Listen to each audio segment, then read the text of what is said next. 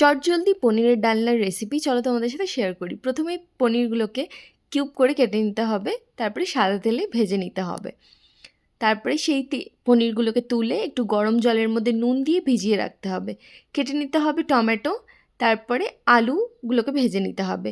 দইয়ের মধ্যে একটু মশলা মিশিয়ে সেগুলোকে রেডি করে রাখতে হবে।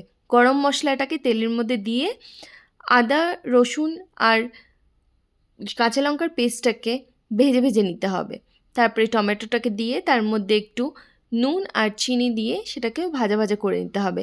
তারপরে দইয়ের পেস্টটাকে দিয়েও একটু ভাজা ভাজা করে নিতে হবে। তারপরে আমরা দিয়ে দেবো আলুটাকেও ভালো করে সুন্দরভাবে ভাজা ভাজা করে নিতে হবে। তারপরে দিয়ে দিতে হবে একটু পনিরটাকেও ভাজা ভাজা করার পরে একটু জল দিয়ে দিতে হবে, গরম জল। তারপরে নামানোর আগে দিয়ে দিতে হবে ঘি আর গরম মশলা। রেডি আমাদের পনিরের ডালনা।